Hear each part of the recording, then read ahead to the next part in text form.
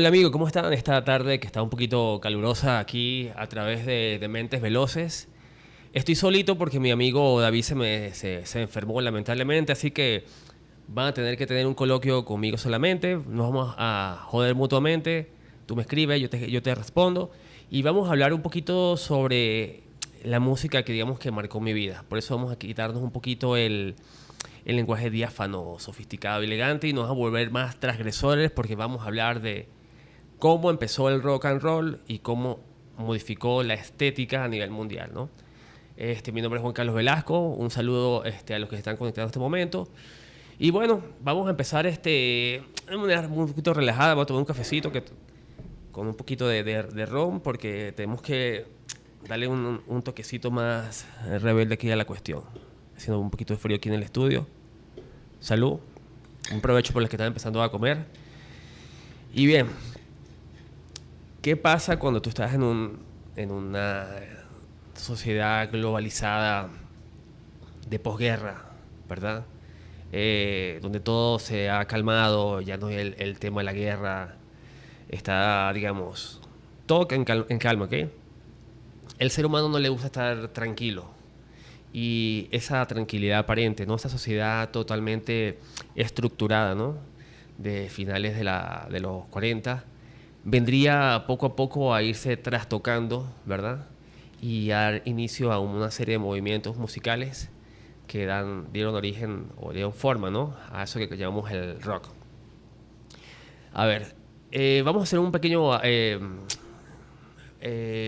resumen de qué fue el fin de semana, ¿no? Antes de entrar en materia. El fin de semana estuve bastante interesado en conocer algunas dinámicas aquí en la ciudad, ¿verdad? Y me llegaron dos invitaciones para dos tributos, ¿no? En un conocido local de la ciudad. Y me hizo la gran pregunta que se la quiero hacer a ustedes. ¿El rock se fue a la verga? O sea, las corrientes musicales como el reggaetón, el urbano, ¿lo mandaron para el carajo? ¿O realmente todavía tenemos esperanza en este mundo tan troglodita y lleno de ritmos que son petulantes, ¿no?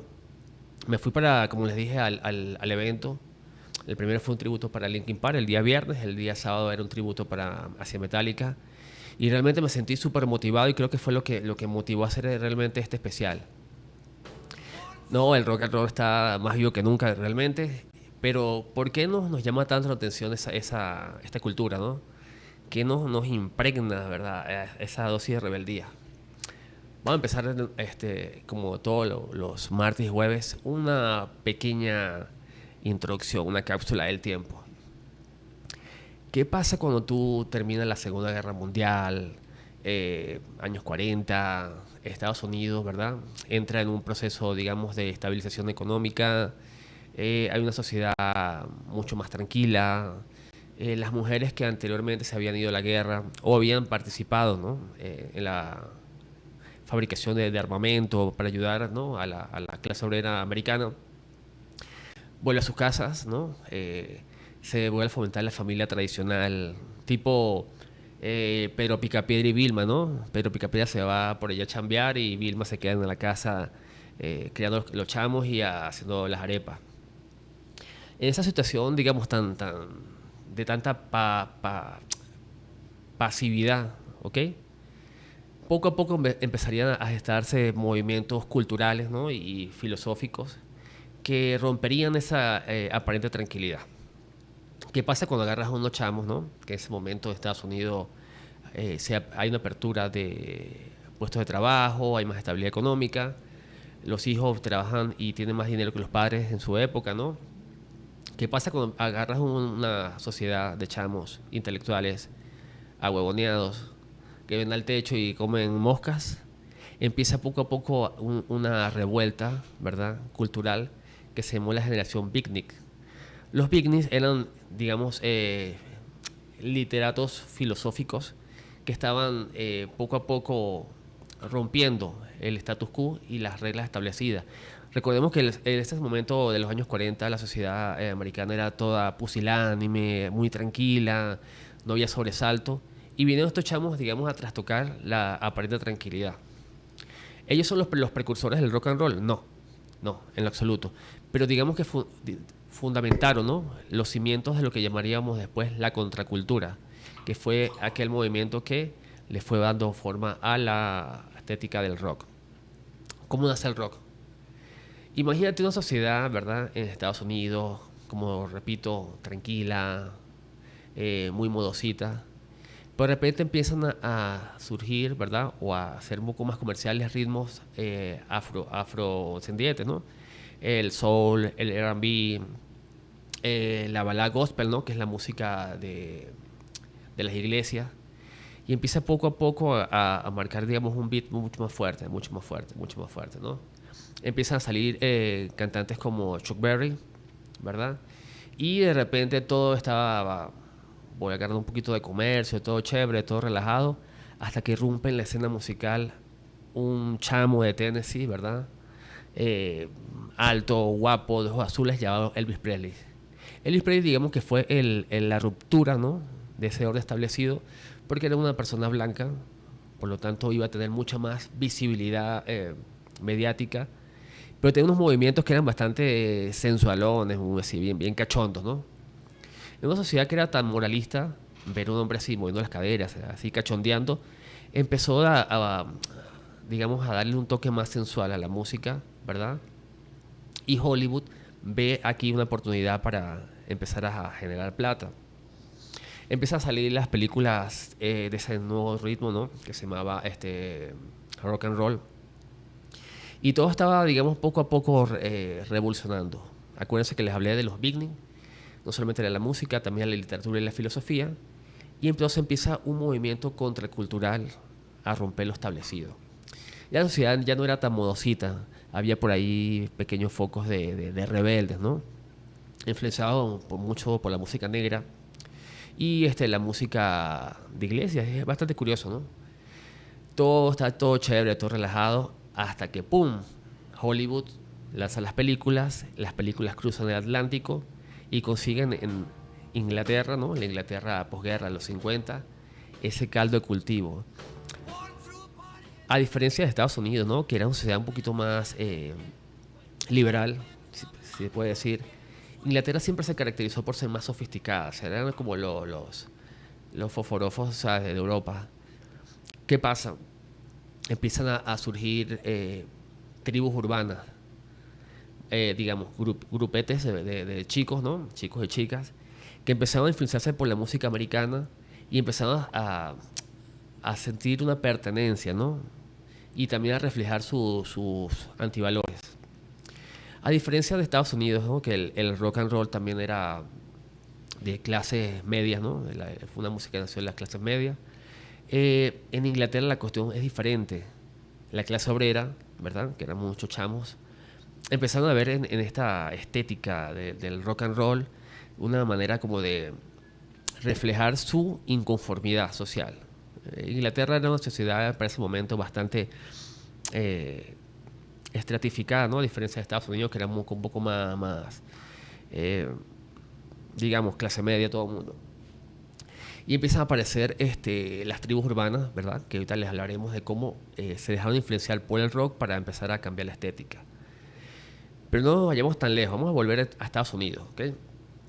Estados Unidos, repito, empiezan a salir el movimiento del rock and roll, influenciado no solamente por la música negra, ¿verdad?, sino también por una creciente grupos sociales mexicanos, ¿verdad? Eran personas que habían ido ya a buscar trabajo y empiezan a influenciar un poco, ¿verdad?, con la estética chicana. Ahí empieza a crearse como un movimiento un poco más ecléctico, ¿no?, con mucha influencia. Y de ahí nace el movimiento que se llama el rockabilly. Ya el rock empezó a ser un poco más malvado, más macabro. Los chicos se empiezan a vestir con chaquetas de cuero, pantalones jeans, ¿no? Y si Elvis empezó digamos, esa revolución, hay otro elemento, otros íconos, ¿verdad?, que marcaron el inicio de ese movimiento rockabilly. Fue Marlon Brando con la película El Salvaje y el eterno rebelde sin causa James Dean. Empiezan a mostrar una estética más pandillera, ¿no? los chicos se empiezan a reunir en torno a la cultura custom, ¿no? La cultura de los vehículos, de las motos.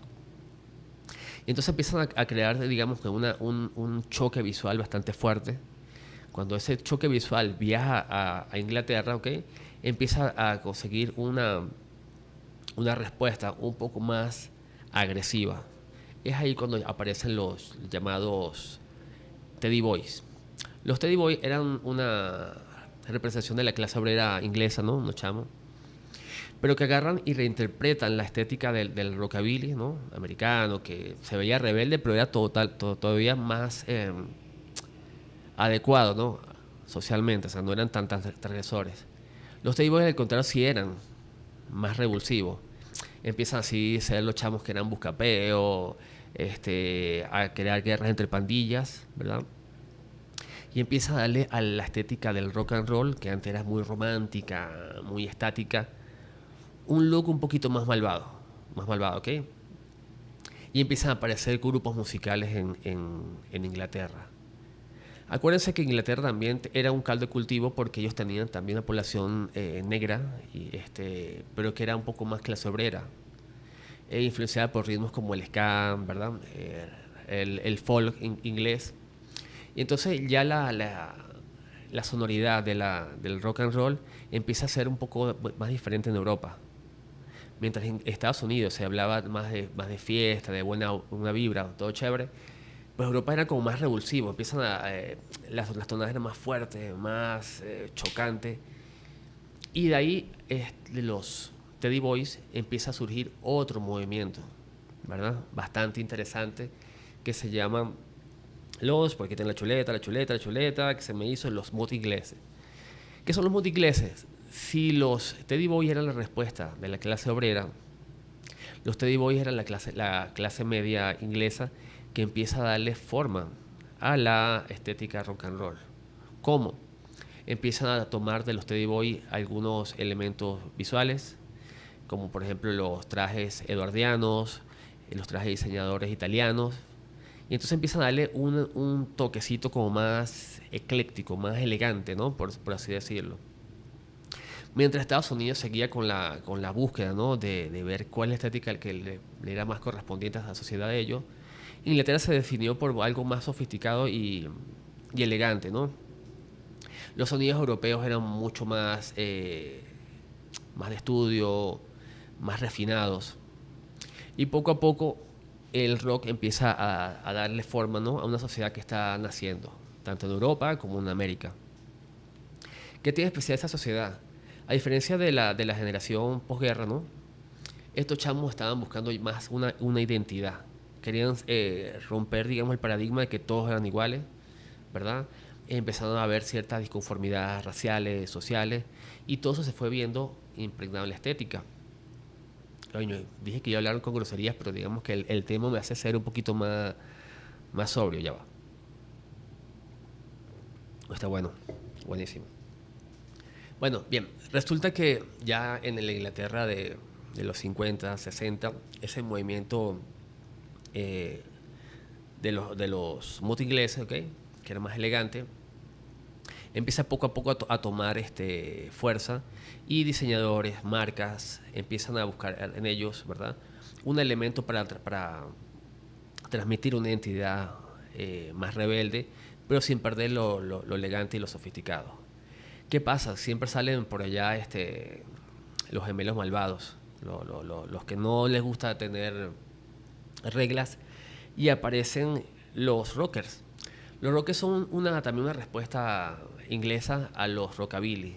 Pero que esto era más rudos, ¿no? Eran chicos que andaban en moto, empezaron los piques, y empezó como a separarse un poco ya la estética visual del rock, ¿no? Se empieza a volver un poquito más densa, ¿ok? Empiezan a aparecer grupos musicales, y pues todo eso fue mermando, digamos, el eclecticismo de los chicos mood, ¿no?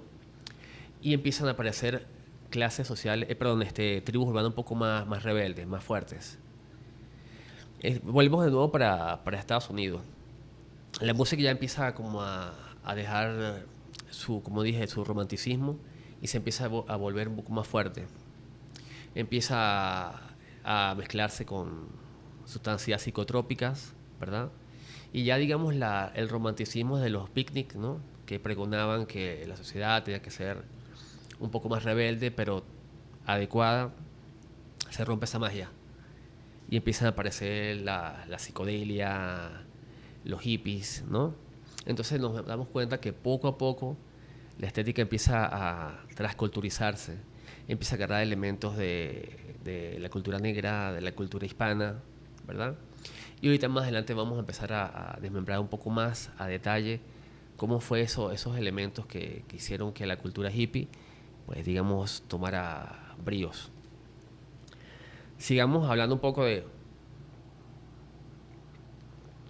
la cultura rock. ¿Qué tenía de especial el rock con respecto a otros estilos musicales? El rock, digamos que venía a ser un caldo de cultivo, ¿no? Para todas esas desigualdades sociales, ¿no? Ideológicas que había a finales de los 50 y que no habían tenido realmente un espejo en el cual reflejarse. Empiezan a aparecer grupos como los Beatles en Inglaterra, que son, digamos, para mí, el cisma, ¿no? Que separó la estética del rock and roll al rock ya establecido. Los Beatles eran, digamos, chicos de clase media, eran integrantes de la generación de los Mood ingleses y vienen a mostrar una estética mucho más elegante, mucho más sobria, ¿verdad? Un sonido mucho más trabajado y, digamos, unas tonadas un poco más filosóficas, ¿no? Si se puede decir. Los Beatles tienen varios periodos, pero cada uno de ellos marcó, digamos, un hito en la moda. A finales de los 60, los Beatles cruzan el Atlántico y van para Estados Unidos. Y es ahí cuando se produce un choque cultural, ¿no? Entre los rock and rolleros de americanos y la estética más vanguardista de Inglaterra. Y de ese choque cultural pues empiezan a surgir muchas tendencias. ¿Cómo, para no perder el hilo de la conversación, cómo empieza a darle forma el rock and roll a la estética global? Los chamos ya empiezan a utilizar elementos más de la clase obrera, como dije yo, los jeans, ¿okay? Las chaquetas de cuero, las camisetas blancas, que anteriormente las camisetas blancas eran más consideradas como ropa interior. Y entonces ya la estética visual poco a poco se aparta, ¿no? Del convencionalismo de los años 40, 50. En Inglaterra sigue el movimiento por otras ramificaciones. Por ejemplo, aparecen los grupos como The Who, que ellos tenían una estética más glamorosa. Trajes de diseñador largos, terciopelo, elementos como corbatas coloridas, ¿no? Empieza a ser la cuestión un poquito más surrealista. Aparecen los Rolling Stones, Led Zeppelin, y mientras Estados Unidos seguía por un camino más orientado hacia la contracultura hippie, Europa sigue manteniendo una estética mucho más elegante, mucho más rebuscada. Pero mientras Europa sigue una línea más acorde, ¿no? Más cuidadosa, en Estados Unidos empieza a gestarse el movimiento hippie, un movimiento que empezará ya como una respuesta antibélica a las guerras de Corea, de Vietnam, y que, influenciada por la generación picnic, eran totalmente antimaterialistas, anticonsumistas. Entonces fíjense que empieza a haber entre Estados Unidos e Inglaterra dos puntos de escape totalmente diferentes. Mientras unos todavía creían en el romanticismo, en la posguerra, sociedades mucho más estructuradas, más elegantes, Estados Unidos se estaba volviendo leña, literalmente. ¿Por qué? Estados Unidos vuelve a empezar una carrera belicista, primero en Corea del Norte, después en Vietnam, y entonces todos esos valores que la posguerra empezó a crear, ¿no? Una sociedad igualitaria, tranquila, normada, empieza a ver de que todo ese sueño americano, ¿verdad? Se va para la mierda. Y se da cuenta que el mundo sigue en una constante polarización. Acordémonos que una década antes, con la construcción del muro de Berlín, se crea un fenómeno llamado la Guerra Fría. Hay dos potencias, por un lado el comunismo soviético, por otro lado el estilo de vida americano, ¿okay? Empiezan a chocar y todo eso, digamos, daría más forma de rebeldía a la corriente del rock. Había la paranoia de un holocausto nuclear, ya los valores familiares estaban yendo para el carajo. Y todo esto, como yo siempre les he dicho en otros programas, la moda no es más que una respuesta conductual a un hecho histórico y social. Todo este despelote ideológico y de valores a nivel mundial empiezan a buscar en la estética del rock una manera de transformar el pensamiento de los chamos y de abrir los ojos de que el mundo no era bonito como los padres habían pensado, como les habían dicho. Entonces ya se empieza a ver una imagen mucho más decadente. En algún caso, como Europa, más elegante y mucho más contracultural en Estados Unidos, pero digamos que la ropa empezó a perder ese elemento no solamente orgánico, ¿no? Y de cubrirnos, y se empieza a ver un despertar y una búsqueda de que esa ropa, el vestuario, sea un medio de transmitir arrechera. ¿Ok? Eso junto con la música. Nos damos cuenta que entonces que la música no solamente es una expresión para divertirnos, sino también para transmitir molestias, frustraciones. El mundo ya se empieza a volver más oscuro. Y esa oscuridad empieza a trastocar tanto los sonidos, ¿ok? Ya el rock deja de ser dulce, melódico y se vuelve más fuerte, más transgresor, por decir algo decadente. Y la ropa era un reflejo de eso. Empieza a romperse digamos, las barreras entre lo masculino y lo femenino. No vamos a hablar todavía de la ropa andrógina, pero ya empiezan los chicos, ¿no? Los sex symbols masculinos a usar ropa que no era muy pensada para caballeros. Trajes de terciopelo, de seda. Digamos que era una búsqueda de romper los paradigmas, ¿no? Romper los paradigmas y decir, no estoy de acuerdo realmente con lo que nuestros padres nos están imponiendo. Y es cuando empieza a surgir, digamos, ese cambio de mentalidad en los chamos, y la moda empieza a ser totalmente transgresora. Ya no estamos hablando del traje formal. El traje formal empieza a utilizar colores vibrantes, otro tipo de texturas, ¿no? Y todo empezaría, digamos, a tomar vuelo hasta que a finales de los 60 viene un movimiento contracultural, ¿verdad?, más fuerte, que es cuando los hippies, en Woodstock del 69 específicamente, toman el mundo. Pero lamentablemente ese movimiento, digamos, utópico, ¿verdad?, de buscar una sociedad equilibrada, desprovista de reglas, pero en cierto sentido de paz y amor, el verano de las flores, se rompe cuando un año después de Woodstock hay un evento que fue, digamos, la respuesta más rockera en Allman, ¿no? Vienen los Rolling Stones, vienen varios grupos, pero empieza hay digamos, una revolución por un grupo de tribu urbana que aparece en Estados Unidos que se llaman los motorizados, específicamente los Hell Angels, ¿no? Que era, digamos, una versión americana mala y coño de madre de los Teddy Boy ingleses, ¿no? Estos ya eran más gente armada, gente violenta. Y es cuando, digamos, el movimiento hippie se rompe, ¿no? Rompe la magia. Y empezamos a vernos un mundo, una geopolítica, una sociedad, una música y una estética que ya se fue para el carajo. Y digamos que toda esa ruptura de paradigma empieza a mostrar, ¿verdad? Matices más maquiavélicos, más malvados. El movimiento hippie empieza a buscar, digamos, respuestas, ¿no? Estéticas en culturas ancestrales como la India, y empieza a verse los estampados más, no de flores, sino como surrealistas, psicodélicos, ¿no? Empiezan a aparecer las drogas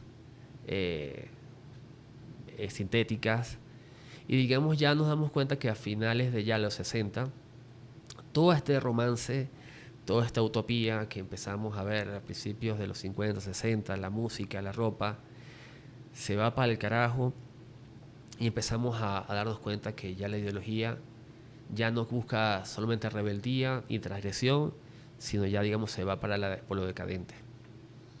Eso también tiene mucho que ver con el cine. El cine, que al principio empezó siendo muy rebelde, rebuscado, ¿no? Se vuelve más terrorista, ¿verdad? Películas como, por ejemplo, Rebelde sin causa, como lo dije hace rato, empiezan a mostrar una sociedad que ya no solamente es disconforme, sino una sociedad que ya se ha vuelto más contracultural, una sociedad que ya no respeta valores, y pues digamos que todo eso va poco a poco permando la idea que teníamos de una sociedad unificada de paz y amor. Vamos a hablar un poquito sobre el cine y la música y la moda, ¿ok? Les decía que para finales de los 50, ¿no? El rock and roll empieza a ver en el Hollywood, ¿verdad? Una ventana para transmitir su identidad. Aparecen dos películas que son icónicas, que son El rock en la cárcel, de Elvis Presley, en la cual que muestra un chico rebelde que va a la cárcel por un tema, ¿verdad?, complejo, sale y busca la redención a través de la música. Para ese momento todavía el rock ofreció una respuesta, digamos, un poquito suave a esa rebeldía. Después aparece una película llamada Rebelde sin causa y El salvaje. A diferencia de la película de Elvis, esta es más ruda. Muestran elementos urbanos, ¿no? Tribus urbanas que eran los motociclistas, que se caían a pingazos en los pueblos, volvían leña. Y digamos que ya la ideología del rock empieza poco a poco a volverse un poco más sórdida, ¿no? Ya no busca tantos reivindicaciones sociales, sino simplemente una identidad. Y esa identidad no siempre es bondadosa, es violenta, es rebelde. A medida que avanzan los 60, el cine, igual que la música, se va volviendo un poquito más macabra. El rock se empieza a tener otros elementos sonoros, más fuertes, más estridente, más chocante. Y aparece una película que a mí me encanta, porque soy motero, que se llama... Ah, caramba, es con Peter Fonda. Bueno, entonces se chispeó el nombre. Pero muestran ya una sociedad rockera que viene de Vietnam, ¿ok?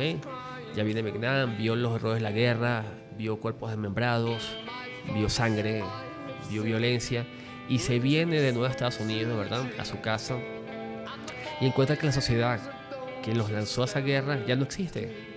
Una sociedad ya es distópica, llena de contradicciones, y todas esas contradicciones nos empiezan a mostrar en las películas, ¿verdad? Esa lamentable frustración de los chamos de darse cuenta de que la utopía de sus padres, la utopía después de la Segunda Guerra Mundial, era totalmente ficticia.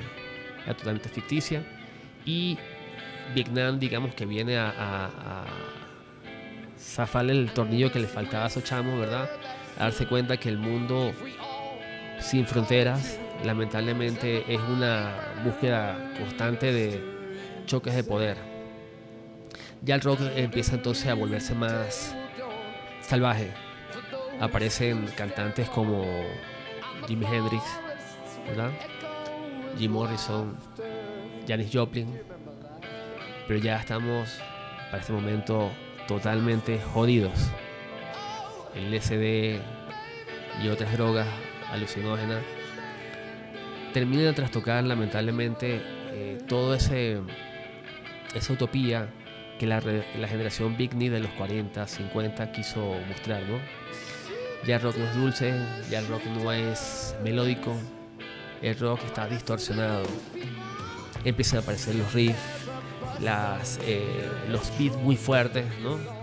Las letras bastante transgresoras, algunas muy sinérgicas, surrealistas, tristes.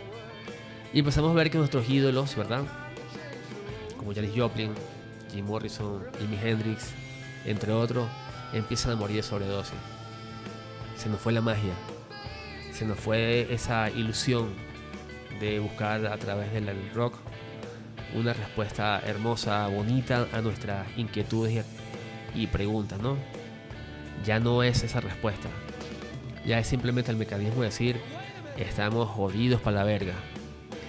Y todo ese cambio de mentalidad, ¿ok? Ahora un poquito más frustrada, más tristes, más decadente porque no conseguimos que hay una plataforma en la cual nos sentimos seguros, ¿verdad? Empieza también a pregnarse a la moda. La moda empieza a utilizar elementos de muchas culturas, ¿ok? Algunos estampados chicanos, las botas un poco anchas y los jeans, ¿no? De la clase obrera, las botas militares, como un reflejo de esa arrechera, ¿no? Contra la búsqueda belicista de Estados Unidos en otras latitudes. Y todavía, aunque queda algún remanente de esa paz y amor, tú sabes, todo bonito, ya perdimos realmente el horizonte. Ya la estética empieza a volverse más, como dije yo, más oscura. Y los sonidos empiezan a fusionarse con esa estética y a mostrar unas texturas más fuertes. Ya se habla del rock psicodélico, del rock un poco más agresivo en sus letras, y ya se fue para el carajo el romanticismo de los hippies. Entonces este pequeño, digamos, resumen les muestro cómo, repito, la moda como un hecho social se empapa, ¿no? De la realidad. O sea, ¿no? La moda, la música no son sino elementos que están ahí muy versátiles, ¿no? Escuchando, aprendiendo constantemente y reflejando esas inquietudes de la juventud. La moda en los años 60, de los 50, si bien era muy ecléctica, hasta cierto punto muy lúdica, ¿no? Se buscaba la elegancia, se buscaba mostrar que tú eras muy diferente del resto de la masa, ¿no? De una manera muy sobria, estructurada. Poco a poco va rompiendo esa idea, se empiezan a difuminar los paradigmas, y pues terminamos con una sociedad un poco más hippie, de ese movimiento hippie, a una sociedad un poco más violenta, ¿no? A finales de los 60. Pues bueno, este fue un breve resumen, ¿verdad? Acerca de los movimientos que hicieron posible que el género de rock, que tanto me gusta y sé que a muchos de ustedes también les gusta, fuera poco a poco modificando su estructura sonora de letras y estética, ¿no? Me gustaría saber que de ustedes cuál de los géneros de rock primigenios es lo que más les gusta, ¿no? Pueden escribirnos a través de mi WhatsApp 0424-753-9457. Bueno, bien, vamos a hablar un poquito también volvimos un poquito como negativos, ¿no? Vamos a hablar un poquito también sobre otros géneros que ayudaron a que el rock, digamos, fuera poco a poco fusionándose. Para finales de los 50, en Inglaterra, ¿ok? una sociedad, digamos, o digamos un grupo social que era afrodescendiente, empieza a utilizar otro tipo de música aparte del rock, que era el ska. El ska era una música un poco más de tendencia social, unos beats más rápidos, más fuertes, ¿no? Y poco a poco ellos van, digamos, marcando su camino, ¿verdad? Y van tomando algunos elementos, repito, del folk inglés, del rock and roll americano, y después ellos van a crear, digamos, su propia tribu urbana, que irónicamente, aunque era de origen afrodescendiente, termina siendo representada por gente blanca, que son los skinhead, ¿no? Ya hablamos de una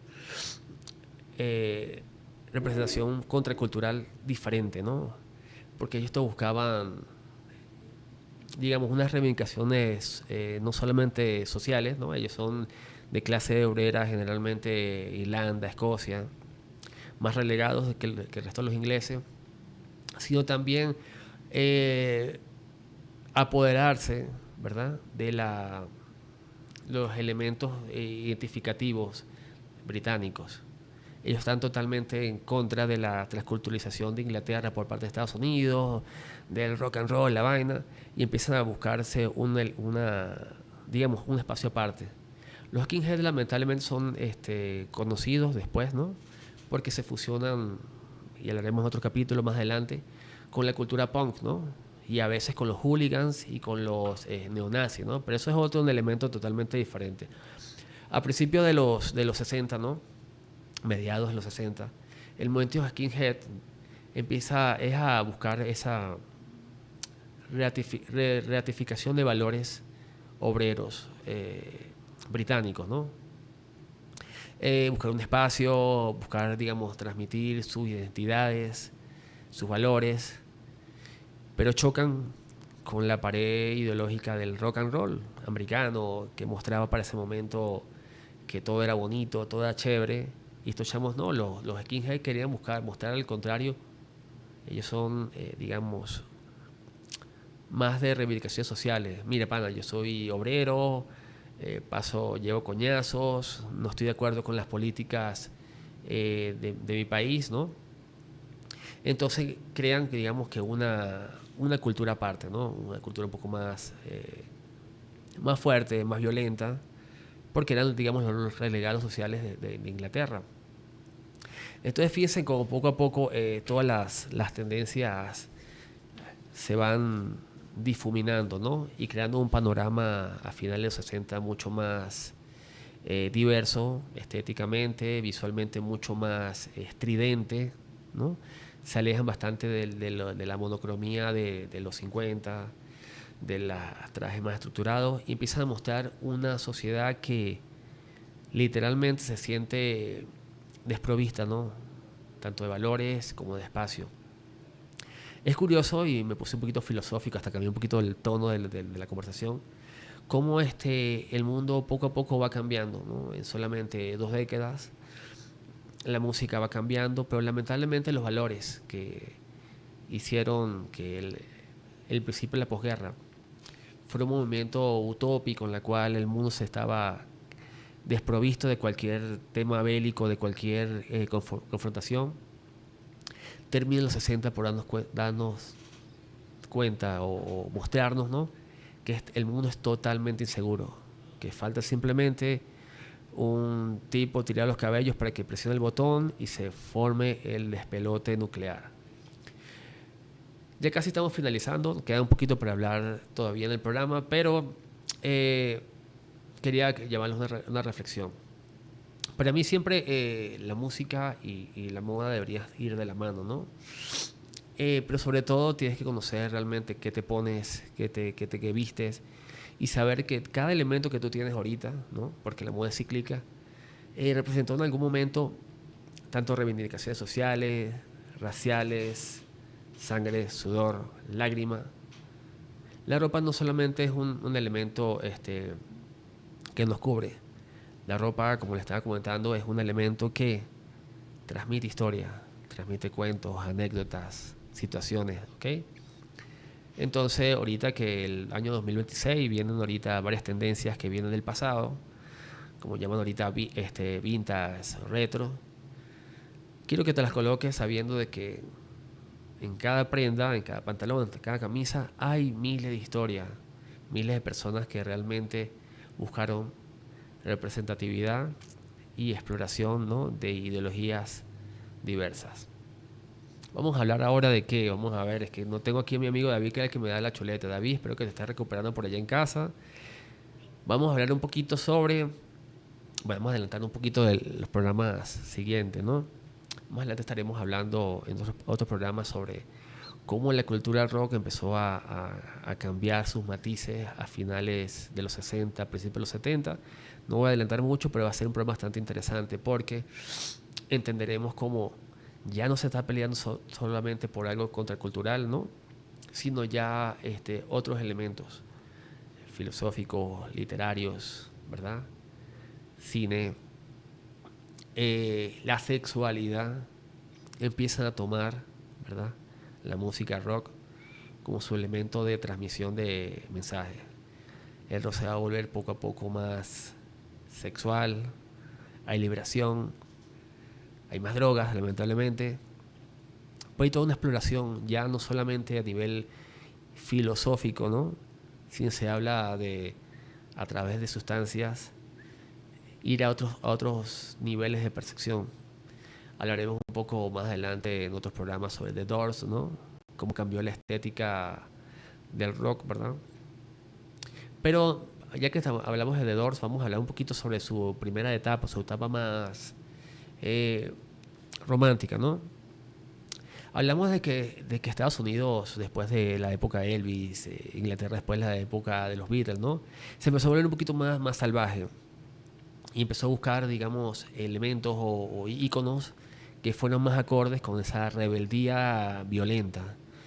Consiguen en Jim Morrison, ¿no?, digamos, uno del caldo de cultivo para esa generación que ya está frustrada de los cantantes que siguen una norma.